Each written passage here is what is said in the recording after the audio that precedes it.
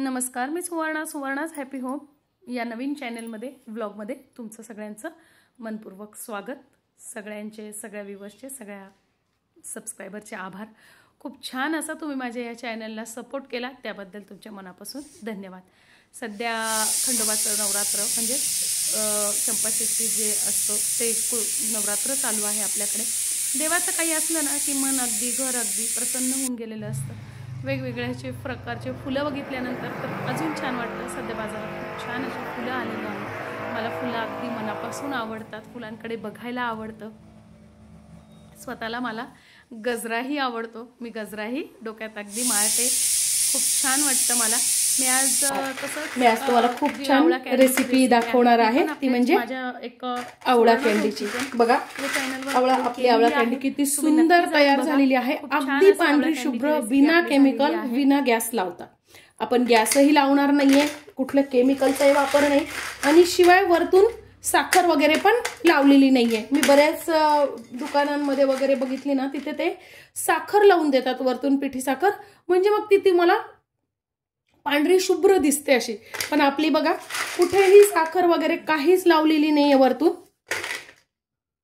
एकदम प्रॉपर म्हणजे अगदी शुद्ध पद्धतीने पांढरी शुभ्र आवळा कँडी कशी बनवायची ते बघणार आहोत आपण। कुठेही गॅसचा वापर केलेला नाही, कुठेही केमिकलचा वापर केलेला नाही, अगदी मस्त अशी आपली कँडी तयार झालेली आहे। आणि बघा किती व्यवस्थित वाळलेली पण आहे।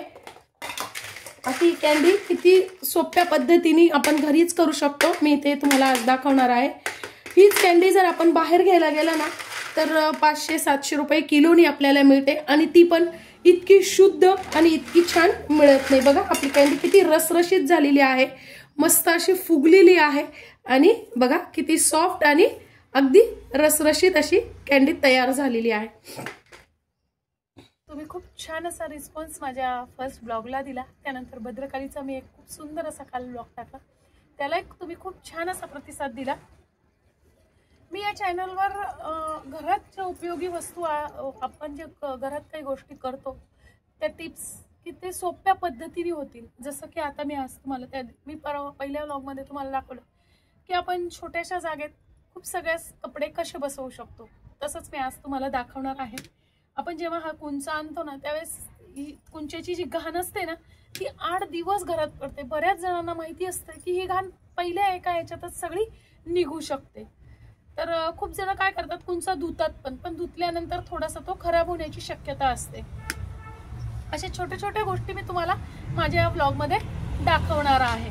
तर बघा, मी दिवाळीच्या वेळेस हे 2 कुंचे आणलेले होते। कुंचे सगळ्यात पहिल्यांदा सुरुवात आपण कुंचा म्हणजे लक्ष्मी मानतो, तर कुंचा आणल्यानंतर सगळ्यात पहिल्यांदा आपण कुंच्याची पूजा करतो, हळदी कुंकू वाहतो, कुंचाला नमस्कार करतो, आणि मग आपण ते वापरायला सुरुवात करतो। मी तसंच केलेलं आहे। मी काय करते, दिवाळीच्या वेळेसच 2 कुंचे घेऊन येते, आणि मधनं जेव्हा लागेल तेव्हाही आणते, पण दिवाळीच्या वेळेस आणून ठेवते, म्हणजे मग पूजा पण केली जाते।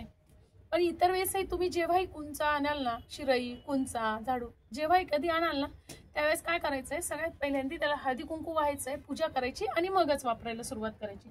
वापरायला सुरुवात करायची म्हटलं ना आपल्याला, की आपण जेव्हा असं झाडतो ना, त्यावेळेस काय होतं माहितीये का, अशी घाण, खूप घाण पडते, आणि प्रत्येक वेळेस म्हणजे आपण जेवढं साफ करतो तेवढी ती घाण पडतच असते। तर आज ते सोप्या पद्धतीने सगळी सुरुवातीलाच घाण कशी काढायची मी ते दाखवणार आहे। बघा, प्रत्येकाकडेच असा ब्रश असतो घरात, आपल्याकडे सगळ्यांकडेच असा ब्रश असतो, किंवा मग असा कंगवा असतो।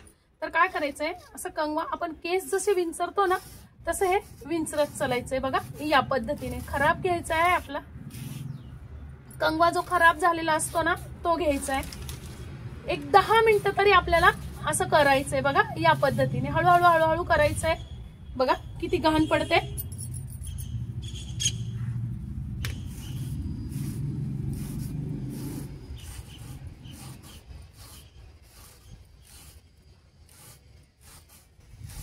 असं उलट सारखं असं नाही करायचं, एका बाजूनी जर कंगवा घातला ना, त्याच बाजूने आपल्याला करायचंय। बघा, या पद्धतीने।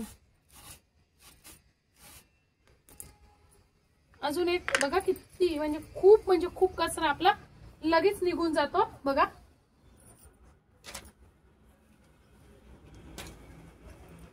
आपण 2-4च वेळेस विंचरला तरी एवढी घाण निघालेली आहे. अजून एक पद्धत मी दाखवते तुम्हाला. असा ब्रश सगळ्यांच्या याच्यात घरात असतो. हा ब्रश घ्या किंवा मग खिडक्या वगैरे आपण साफ करतो ना, तो ब्रश असला तरी चालेल. काय करायचंय, हळूहळू असं ब्रशने साफ करत चालायचं बघा, या पद्धतीने.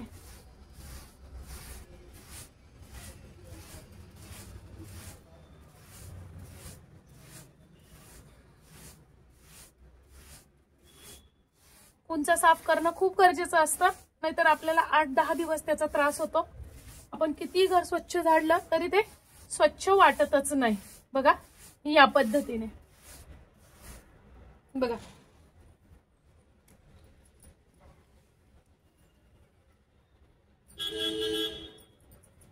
एवढी घाण एकदम निघालेली आहे, तुम्ही बघू शकता. शिवाय या पद्धतीने जर आपण केलं ना तर कुंचा खराबही होत नाही. पद्धतीने केलं ना ब्रशनी स्वच्छता, तर त्याच्या काड्या ज्या असतात ना याही मोडत नाही. खूप जण काय करतात ना, असं आपटतात. खूप आपटला ना की त्याच्या बघा काड्या निघायला लागतात. हे असं आपटतात. आपटल्याने काय होतं, त्याच्या काड्या निघायला लागतात, अशा काड्या पडतात मग, आणि कुंचा लवकर सैल होतो. त्यामुळे काय करायचंय, ही पद्धत खूप छान आहे, व्यवस्थित पण आहे आणि पटकन पण होणारी आहे. तुम्ही या पद्धतीने नक्की करून बघा.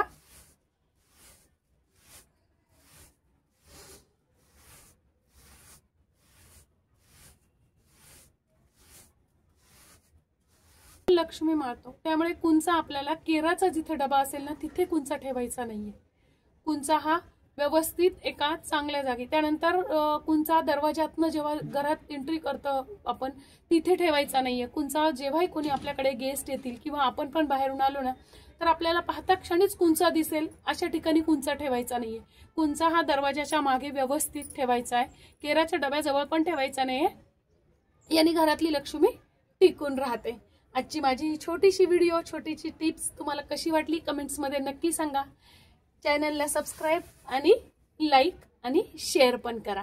त्यानंतर माझा अजून एक चॅनल आहे सुवर्णाज होम किचन, त्या सुवर्णाज होम किचनला पण एकदा भेट द्या आणि माझ्या सगळ्या रेसिपी बघा. त्याही कशा वाटतात कमेंट्समध्ये नक्की सांगा.